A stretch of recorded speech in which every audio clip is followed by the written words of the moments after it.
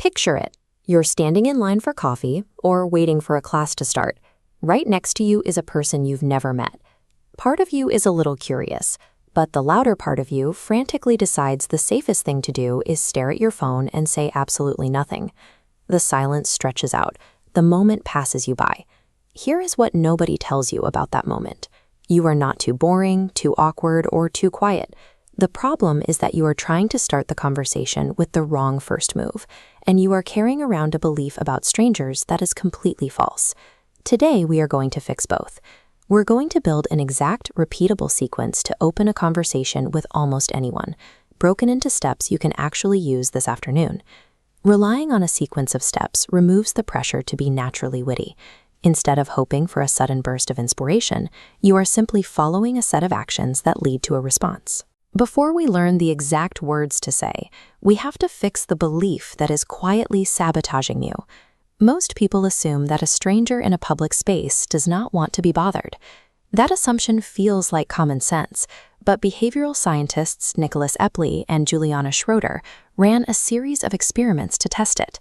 They recruited commuters heading into downtown Chicago, the exact people you see waiting here on this platform, who normally ride in total silence, and asked a group of them to strike up a conversation with a stranger. This chart plots the commuters' expectations against the actual results. Before the ride, the commuters predicted that talking to a stranger would be highly awkward, but the people who actually started a conversation reported the most positive commute of all the groups tested. The same ride people call the least pleasant part of their day turned into something they enjoyed. Researchers called this psychological blind spot the liking gap. It is the space between how badly you assume a conversation will go and how well it actually goes in reality. Your internal warning system is predicting a rejection that the data shows rarely happens. So step 0 is mandatory. Assume the stranger is more open than you feel. Now that your mindset is corrected, here is what your mouth actually needs to do. Step 1 is the anchor. You and the stranger share one thing in common right this second: your physical environment. That environment is full of free information. It's free because you don't have to invent a topic from scratch. You point at the obvious thing you are both living through: the delayed train, the confusing menu, the absurdly long line. You anchor by making a small comment about that shared reality. But an anchor alone isn't enough to start a dialogue. You have to attach it to step 2, the ask. There is a massive difference between making a comment and asking a question. If you say, "Wow, busy in here today," they can just nod and look away. But if you ask, "Do you come to this place often, or is it your first time too?" you're inviting them to participate. Asking a question shifts the focus. It moves the responsibility for the next sentence to them, creating a clear opportunity for the stranger to respond. Once they respond, you need a way to keep the conversation moving.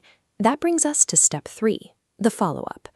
In 2017, a Harvard research team led by Karen Huang measured exactly what kind of dialogue pays off.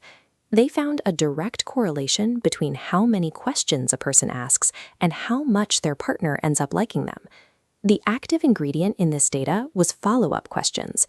Asking a follow-up works because it proves to the other person that you are paying attention to what they just said.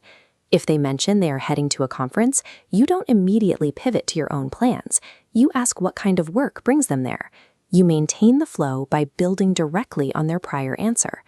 This dynamic eliminates the pressure to be impressive. Making the other person feel interesting is more effective than performing for them, and it requires less effort from you.